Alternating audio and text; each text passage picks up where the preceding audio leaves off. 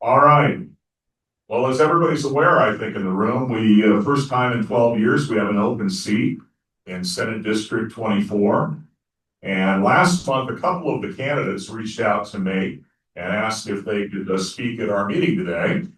And I discussed this with our board of directors, and the board decided that we should give all candidates an opportunity to speak out of fairness.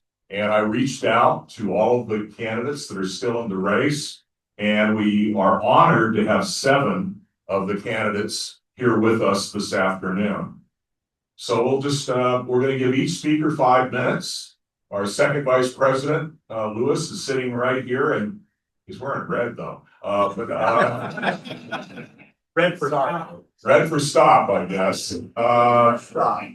He's gonna time us so that the speaker can see when they have a minute left. So out of fairness, we'll give everybody the same time. And let's start with our first speaker. Our first speaker is Eric Alegria. He is a lifetime Democrat, former Rancho Palos Verdes mayor, nonprofit executive, small business owner, and educator. And he currently serves on the Palos Verdes Peninsula Unified School Board of Education.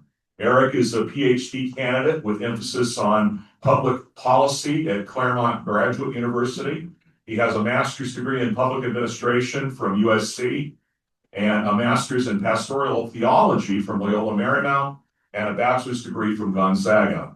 Eric and his wife Christine are proud parents of 2 daughters and 2 sons, all of whom attend schools on the peninsula here. So I'm my pleasure to introduce Eric Alegria.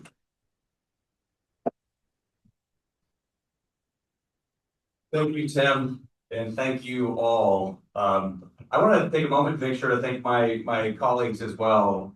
It's been a real pleasure to get to know them over the last several weeks, and I appreciate how we've all collectively raised sort of the discussion around what's happening in our district. Of course, what's happening in our state, what's happening federally as well. So thank you. Thanks for coming out and welcome to Palos Verdes. It's a pleasure to be with you. It feels like it's been a long road for those of you that I recognize in the room for our collective work that we've done together over so many years now. Together we made our cities, and I'm also going to look at my former mayor colleague from Rolling Hills Estates, Judy Mitchell, somebody that I admire greatly that's here with us as well. And say together, Judy, myself, and many others made our cities in this community some of the safest in all of California. Additionally, during the coronavirus pandemic, we worked fervently and opened very diligently our community, worked closely with our small businesses to support them, sustain them through that difficult time, get our kids back into school, and provided leadership during a really, really challenging time of crisis in our own community, of course, that affected us globally. Additionally, in the midst of crisis, you're probably all very familiar with the Portuguese Bend landslide. As a Rancho Palos Verdes City Council member, faced with that crisis and the difficulty of that land moving at a rate that it hadn't moved in historical terms, having had to find a response to work very closely with our state partners, with federal government, to get resources to help the people there. And of course, most recently, I want to thank you for all the work that we did to ensure that our community's school bond was approved to help support our long overdue infrastructure needs in our schools. More needs to be done, of course. So those are just some of the things that we've done together. And I think you know my story pretty well now. Thank you, Tim, for sharing my background. Currently, I'm Chief Operating Officer for something called Wellness Equity Alliance, which does public health for vulnerable populations in the Southwest, most notably in LA, a lot of work around LA street medicine. That work, and of course, 20 years of healthcare work trying to improve healthcare access has certainly informed my view of the world. One thing you may not know about me is when I was at Gonzaga University, I ran track. Something that I love about that concept of stepping to a line where you and your fellow competitors have the opportunity to start from the same point and same purview. And of course, the gun goes off and you run. That notion of fairness doesn't seem to be true in our country right now. There's too many headwinds facing good, hardworking folks throughout this country and even in this district, even as an affluent district. Insurance costs, of course, education, healthcare access, as I mentioned, climate change. We have plenty of work to do. I really appreciate the framing of this evening with Dr. Dion's presentation to start, because I think that certainly leads right into the why for me. I'm sure it does for many of my colleagues as well, as to why we've stepped forward to give our voice during this process, because there's a lot of work that needs to be done. And in the spirit of collective action, as Tim touched on earlier, it needs to be done together. And so I'm running for state senate with a sense of pride that I want to get people to that same starting line and ensure that we're mindful of the future of our environment locally and beyond, and that we ensure healthcare access is continued, even in the face of these Medicaid cuts that are going to affect potentially up to 100,000 people, even in our own district, in District 24. The headwinds are real and significant. I have a website, of course, with a lot of priorities, but I'll sort of end with this thought, which is how we do things matters even more than what we do. I think going forward, how we provide leadership, and I'll give a shout out to Senator Ben Allen, I think, for his style and his ability to be collaborative. That reputation is important, certainly in the spirit of that. I would provide the same kind of leadership, ensuring that we have conversations, we work to solve real problems and to move ourselves forward. The best thing we can do against the Trump regime is show the Trump regime that we can continue to be autonomous, especially as Californians, and survive, and that the rest of the country continues to see, as it has over the midst of our history, that we are a beacon of hope for the entire country. So thank you for your time, and it's good to see you again.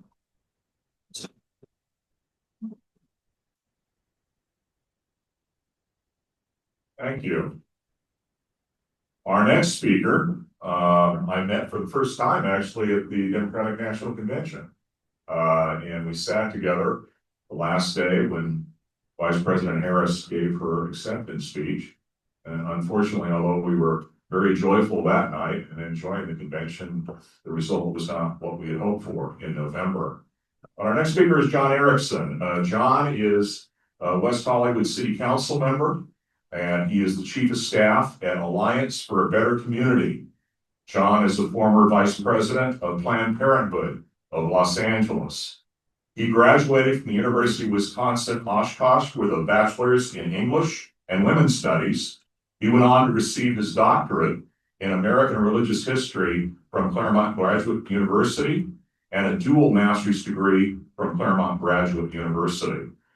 John and his dog Winnie are proud renters and are often seen cycling and hiking throughout the 24th Senate District. It's my pleasure to introduce Councilman John Erickson.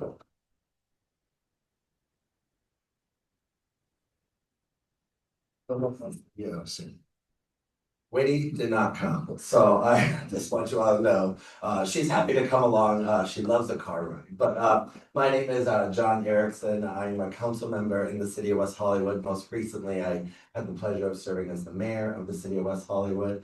And yes, we did have a lot of fun. Side note, quick story, because who doesn't love talking about the DNC because it's a trigger response. But specifically, I think we sat down at like 1 p.m. And I don't think we were allowed to leave our seats until like 12 a.m. that night. So just so you know, it wasn't all glamorous. And that's why because people would take your seat. I think some other people might have known that if they were there. I am so glad to be here as a part of this district. I'm going throughout every community to make sure we're meeting people because of a lot of the issues you're going to hear about today from a number of my colleagues in the race, as well as issues that are priorities to you here in your community.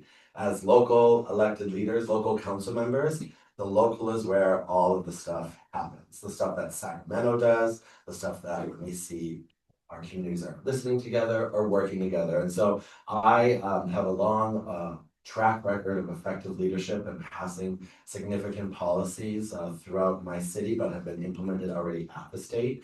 Even before I was elected to the West Hollywood City Council, I was the president of the Hollywood chapter of the National Organization for Women, where I served on the national board for a number of years, and overturning the statute of limitations on rape when that was occurring. Something really important we all worked for. More specifically, a lot of laws that have been passed include the final attack and making sure seniors and those with disabilities and renters can move from an upper unit to a lower unit without having their rights impacted because of rising costs, as well as making sure our LGBTQ community and our transgender brother and sisters can have multi-stall gender neutral bathrooms in all of our cities in the city of West Hollywood to respect dignity of everyone, but allowing local cities and changing that state law, which Senator Allen ran and unanimously passed in the Senate and the Assembly a couple of years back, something that if you see the politics of today probably would be much more controversial, but making sure that we are down to the nitty-gritty of what's actually impacting our communities, rising costs, rise in energy, and the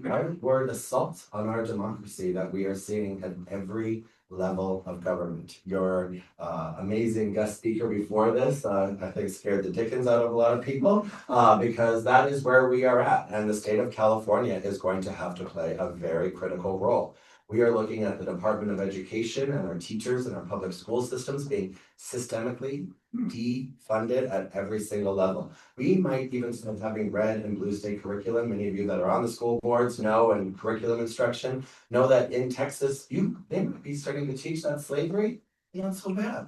But in California, we all know the history and the truth of what that actually caused to our country. Same thing with LGBTQ issues, as well as a whole host of things we're attacking. We're seeing the same thing with our health department, and as someone who was the vice president of Planned Parenthood for 8 years, I know directly those assaults on not only women, communities of color, as well as the attacks that we're seeing across the board. I have a unique level of experience specifically responding to this moment with ICE as well. My day job being the chief of staff at an organization that deals with immigration issues and Latino advocacy, and really seeing the impacts that that is having on our local economies, as well as our school systems and everything, where people are literally afraid to go out their own doors. We as Democrats, we as people, this is a moral calling. And I'm running in this race because I know I have that effective leadership and skill set to start on day one with our policy agenda to make sure your communities know that I'm listening up in Sacramento to make sure that we are addressing the things that are on top of mind. Rising costs, making sure you can be safe in your home, responding in public safety, and also making sure education is fully funded. A few things, because I see the nice sign being given. No candidates shouldn't get up here and not talk about your endorsements. I'm really proud to already be endorsed by people like Janice Hahn, Lindsay Horvath, Hilda Solis, Catherine Barger, and legendary supervisor Sheila Kuehl, as well as individuals in the assembly like Mark Gonzalez, Jose Salache, and most recently, Councilmember Tim McCosker, who I know in this region, who does a lot of work with our local communities. A lot of other individuals from Ray Jackson, Stacey Armato, and Hermosa Beach current former council members, Amy Howarth in Manhattan Beach, as well as a whole host of individuals throughout the other parts of the region, Marianne Riggins, Mary Malibu, as well as Julian Gold and Lester Friedman, and many more throughout the communities. I have a regional record and a regional track record of an actual wins and successes. And when I first ran for elected office in 2020, I ran against two people with my same first name. One founded the city. One between the both of them had 6 years of experience. Was outspent 4-1. Didn't knock a single door. And got the most votes in the history. So I love a crowded field. So thank you for everyone, and thank you for all the work that you're doing.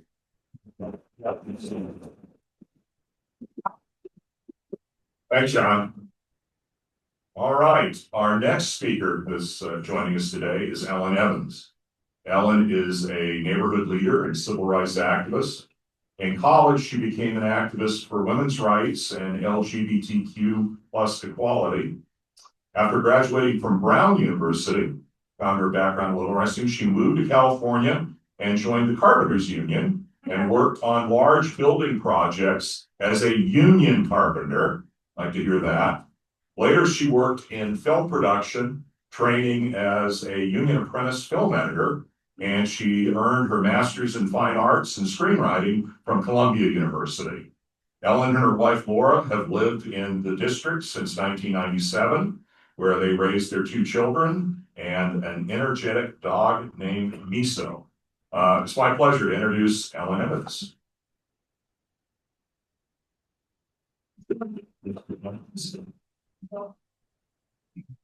Yeah, John, pull this down. Yes. Hi, Salisbury Democrats.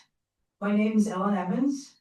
And I've been fighting for what's right my whole life. And now I'm running to represent Senate District 24, so I can fight for all of this, so I can fight against the war that this radical Republican president is waging on California, and so that I can make good on the promise of California, so that we can make good together on the promise of California for this generation and beyond. I came out at the dawn of the AIDS crisis and fought against discrimination and bias. And when the radical Republican president we had back then wouldn't even say the word AIDS and people were dying, I lay down in the street in front of the White House and got arrested so that our voices would be heard. I fought against Prop 8 and for same-sex marriage, and for the past decade, I've been fighting for my neighborhood, to keep people safe, to solve everyday problems, to build community, and to influence policy. I've listened to what my neighbors want, and I've delivered results. And you know what? When I'm in Sacramento, I'll listen to you, and I'll deliver results. I will protect our California values. I'll protect our environment. I'll fight to protect our trans kids. I'll fight to protect our immigrants. And I'll do everything in my power to make sure that our children are safe at our schools, no matter where they came from. And not only that, I'm gonna fight to make good on the promise of California and prove that Democrats can deliver, that we can deliver safe communities, safe from disaster and safe from crime, that we can deliver housing that people can afford, and that we can deliver opportunity and prosperity spread across the district and the state. Now, talking about safety, to me, that means making sure Palos Verdes has the resources it needs to stabilize the landslide. That means making sure our police and fire departments have adequate resources, and making sure that we fix our outdated and dangerous electrical system so that it doesn't start any more fires. And it means making sure we have evacuation routes. It means cutting our wildfire risk so we can afford adequate insurance again. Talking about housing, it shouldn't be a battle between single family neighborhoods and the rest of the world to provide the housing we need. We can do it together, and we can do it while preserving our neighborhoods. We can do it by bringing back redevelopment agencies, which put together underutilized land to use for affordable housing, and which used to provide thousands of units of housing a year. We can do it by speeding up processes for permitting so good projects can get done quicker and with lower costs. And we can do it by advocating for local control, because local politicians build communities, not just housing. They know what makes a good community, and they can deliver on that. That's not me, the ding dong. And then prosperity. We have a lot of great jobs that we're short on. We need more building trades. We need more nurses and more teachers. We need more electricians and other clean energy technicians so we can deliver on our green energy future. And if we can expand the pathways to those jobs, we can create prosperity that will carry this community forward and carry California forward. Together we can deliver the rising tide that lifts all boats. Now, I'm not a politician looking for the next step up. I'm a neighbor, I'm an organizer, I've built community organizations, and I've worked with people to affect change. I can be independent. I'm not afraid to deliver hard truths. I'm not afraid to talk back to the pack when the pack is wrong. But also, I worked collaboratively with people on our shared goals, and I know how to do that, and I know how to deliver on those promises. I'm optimistic, about where we can go. Together, we can make the strongest California possible. I would appreciate your support. Follow me. Keep track of me, and support me. Thank you very much.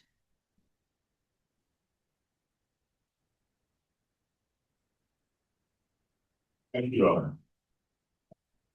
Our next speaker is Brittany McKinley. Brittany is an attorney and community advocate. As president of the Human Relations Commission of the City of Los Angeles, Brittany leads the fight against hate crimes, working to bring communities together and make everyone safer. I read that Brittany's grandfather, Ruckins McKinley Jr., made his way from working on a plantation in Louisiana to become the deputy director of the Los Angeles Community Redevelopment Agency, which led programs such as the Watts Project, creating housing, education, jobs, social services to rebuild the community. And Brittany is running for the state Senate, committed to carrying on her grandfather's legacy. So it's my pleasure to introduce Brittany McKinley.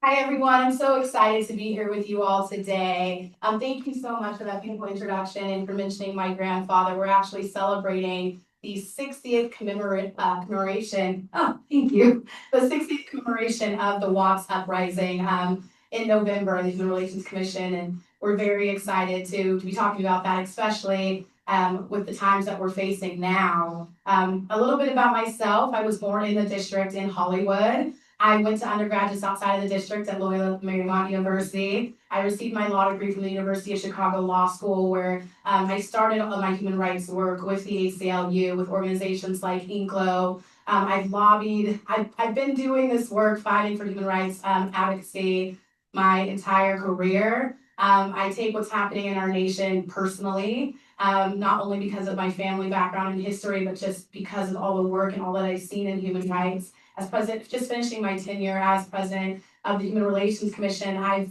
experienced firsthand what this hate from this administration has done to our state, to our community, to our district, to Angelenos. When I showed up and took over Los Angeles, I was standing there that first week working with organizations like Sherla to make sure that our immigrants had what they needed. In DC, when ICE was implementing the use of torturous ice boxes, literally keeping asylum seekers in freezing conditions to force them to sign deportation papers they did not understand, I immediately went to the Hill and I lobbied against that bill with refugees who had undergone those horrific conditions. So this is work that I'm proud to do, that I want to continue to do as president of the commission. I've really been fighting to make sure that Los Angeles is for everyone. And as a state senator, I would fight to make sure that California is for everyone, especially when it comes to standing up against Trump. I've been in the trenches doing that work, and I'd like to continue to do that work in the state Senate in two ways. One, through litigation, right? One of the greatest threats we have right now to affordability in this district. It's not just the rising cost of healthcare. It's not just the fact that we do not have a strong path to the middle class or to home ownership. It's not just that we don't have tenant protections or that we are losing great Californians to other states. It's also that we have this crazy person in the White House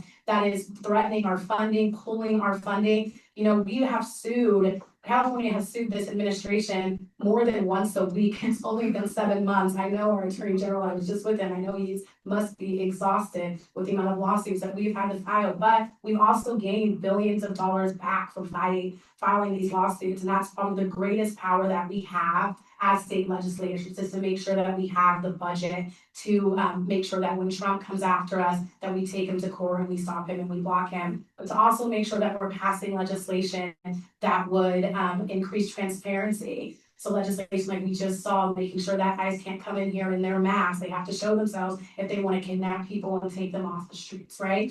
And so for me, one of the three issues that I really see in this district that I really want to work on, affordability is huge, not only in the housing space, not only making sure that there's passive home ownerships and that homeowners aren't being displaced, but also making sure that our affordability in the environmental area as well, in terms of clean power, making sure that homeowners can afford the cost of clean power, and that when we switch to clean energy and clean power, that it's an affordable transition. I'm also making sure that we are protecting against the rising costs of healthcare, standing up against Trump, and also we know that so much of the fabric of the state, so much of the problems that we see, it all starts with education, right? And we know what's happening. So glad, John, that you brought up the blue and the red curriculum. It's absolutely terrifying. I saw the red curriculum and that cartoon of Christopher Columbus saying that slavery was no big deal. You can imagine how I felt when I watched that, especially having a grandfather that was on a sharecropping plantation post-slavery.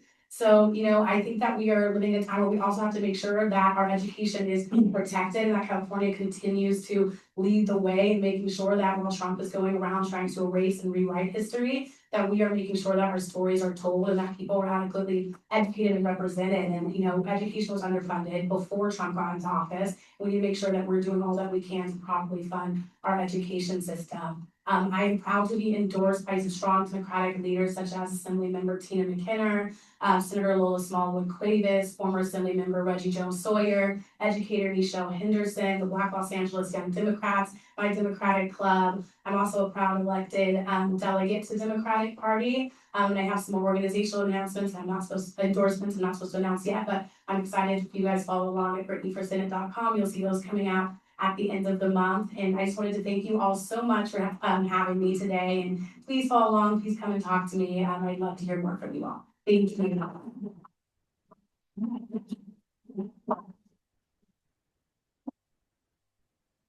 Thank you, Brittany.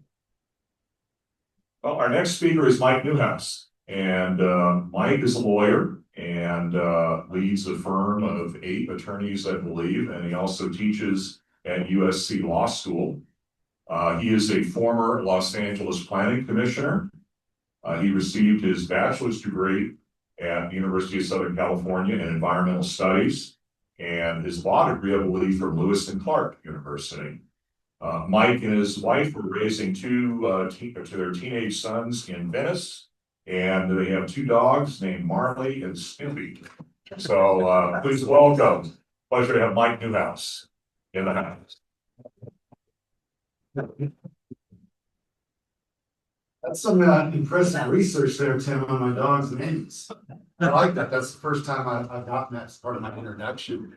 It's great to see you all. Good to see some friends. Mike Newhouse again, obviously. What I want to do first of all is just talk about one of the main reasons I'm running, and I think a lot of us are to defend our California values. I want to thank the club for what you're doing on that front. I think we have to start the premise of this race.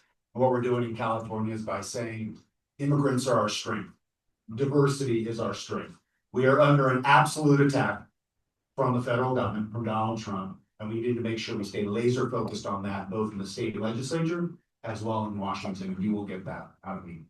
But what we also have to focus on, and this is really the tenet of why I'm running my campaign, is Dr. Dion brought up a very good point. She said, while we're going more extreme, the Republican side of the ledger, Democrats are actually becoming more centrist. And Democrats are focusing on the economy and on affordability. And I think that's right. I think what we're hearing from people in California is that we are tired of the distraction. We are tired of being unfocused on those day-to-day issues that matter to all of us when we sit around the kitchen table, right? First time I voted in 1992, I came from a family of Republicans. Why am I a Democrat? Some governor from Arkansas I'd never heard of said, I'm going to protect a woman's right to choose. I'm going to protect equality. I'm going to protect equal pay, but it's the economy, stupid. I'm going to focus on the economy. I'm going to make sure we're building infrastructure and creating jobs, building housing, creating jobs, supporting small businesses, supporting public safety. These things that we all look at, whether it's this community, whether it's Torrance, whether it's Lomita, Gardena, Palisades, Bel Air, people have the same core values. We want to be respected. We want to be left alone to live our lives the way we choose to live our lives and who we choose to love. We want jobs and we want security for our kids. We want our children to maybe be able to live somewhere close to where we raised them, right? We need to do a better job of that in Sacramento. I'm a small business owner. I have 8 people who work for me. It's been that way for the last 16 years.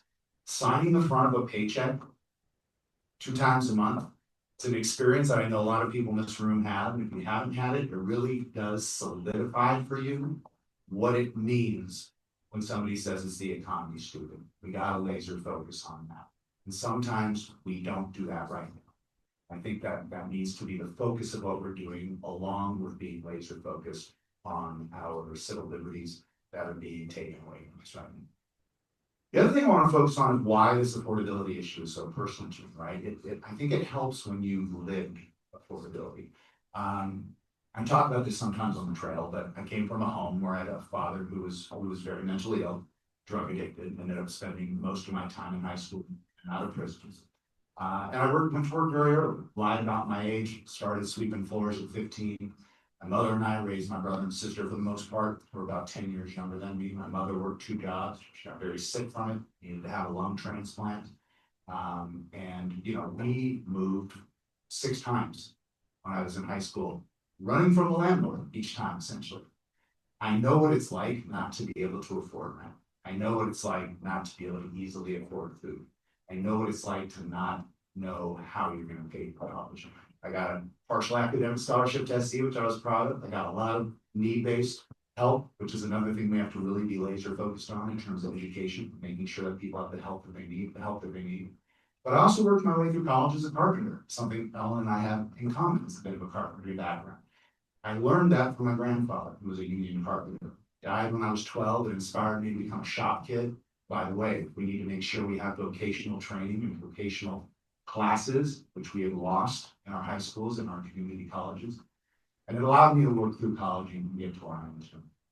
The last thing I want to say is that locally here, what we're seeing with respect to Portuguese Bend and landslides, it's symptomatic of this larger problem, right? The climate change, changing weather, and what is very important in this district, I think, is having somebody that has a lot of experience in an area. I've been an environmental attorney for about 25 years. My background is in environmental science and natural resources law. I currently practice at the Nexus, the California Coastal Act, California Environmental Quality Act, and I also do a lot of work in toxics. One of the biggest problems that, as you know, is happening also with the landside are toxics that have been dumped before and are coming into the ocean. That's going to be a huge issue of livability here. And having somebody in the office who intimately knows about these issues and how to deal with them is important. So thank you so much for the time. I appreciate it. It's been really great.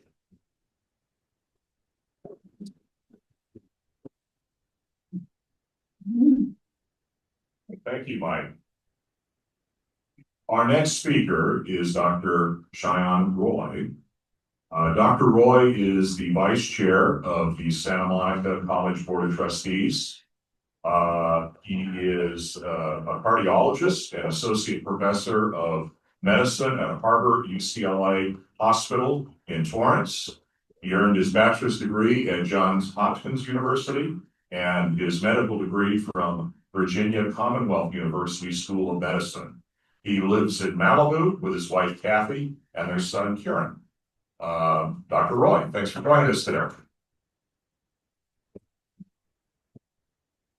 Thank you so much.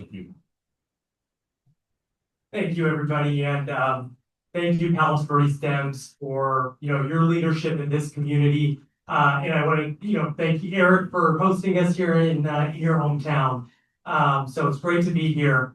My name is Shai Roy. I'm a cardiologist, a physician at Harbor UCLA. I've worked in the South Bay for almost 15 years. And I'm a former president of the LA County Medical Association during COVID. Additionally, I'm a previous Dem Club president, previous president of the Santa Monica Democratic Club. And then I'm vice chair of the Santa Monica College Board of Trustees. Those were all chosen leadership positions. Perhaps my most challenging one was being PTA president of my son's local elementary school a couple of years ago. That was not as much of a choice as come do this. And I learned more about leadership during that year than I have doing anything else in my career. Why am I running? I'm running to help shore up Medi-Cal and the safety net. Medi-Cal is getting gutted by the federal government, and undocumented patients are getting cut from the state Medi-Cal rolls. And Medi-Cal serves my patients in South LA, mostly communities of color. Many of you probably been to Harvard UCLA for your care. Medi-Cal serves half of California children.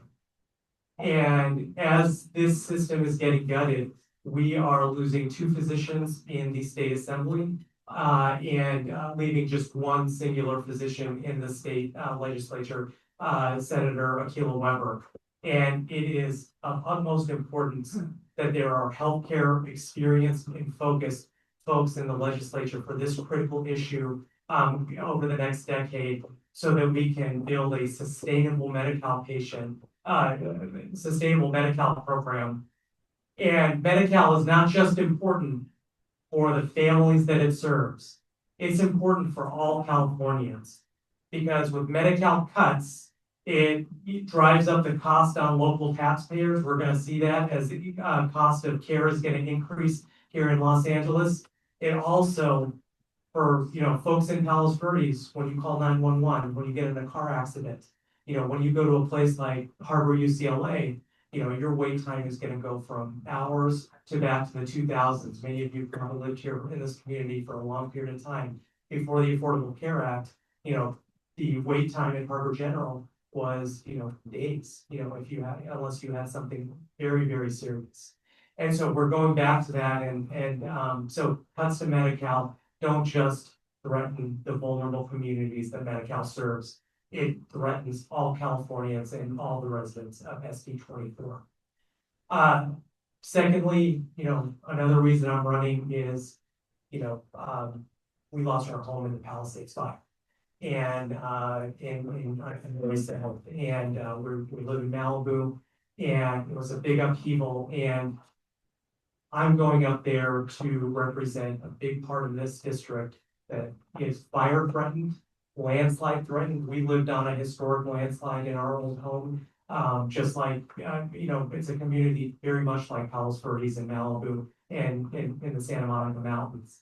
And so we need somebody up there who takes that experience and is able to advocate for our communities, things like fire mitigation, insurance stabilization, which is critical so that our communities here, whether it's Ranchos Palos Verdes or up in the Santa Monica Mountains, don't just become billionaires, but middle-class working Californians can afford to live and thrive in these communities, and making fire safe rebuilding affordable.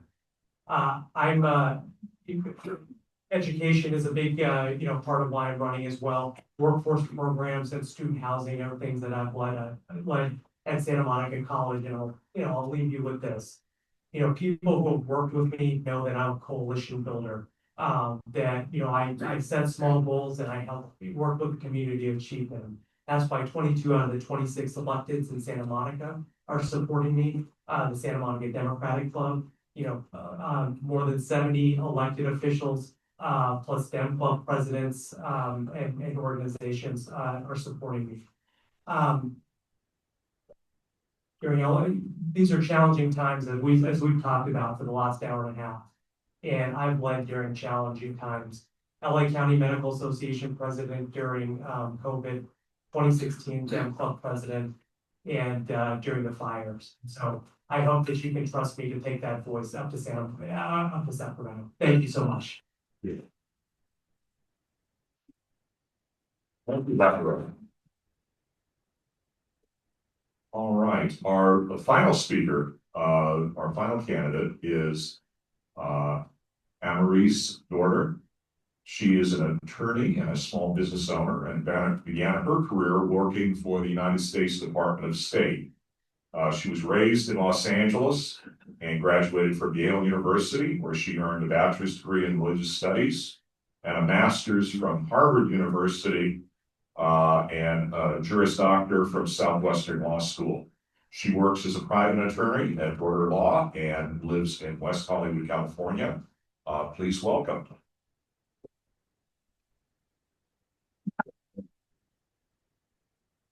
Hello, Palos Verdes Democrats. Thank you so much for having me. It's an honor to be here. I'm Amaris. I'm an attorney, ethicist, and Chicana mujer. longstanding member of the Democratic Party, now running to represent California's 24th district in the state Senate. Rooted in deep commitment to justice, equity, and service, I bring my experience in law, ethics, and public service, including time with the United States Department of State. A daughter of Los Angeles, raised in a Catholic household and educated in LAUSD, I went on to earn degrees from Yale, Harvard Divinity School, and Southwestern Law School. I was admitted to the State Bar of California last year. As of this year, I practice as a private attorney at Jordan Law. I'm a small business owner, global leader, diplomatic, but fearless and unwavering. I am a polyglot. I'm fluent in Spanish, and I'm competent in Mandarin, Hindi, Tibetan, and Sanskrit. I believe in the power of diverse voices to shape bold, inclusive policy.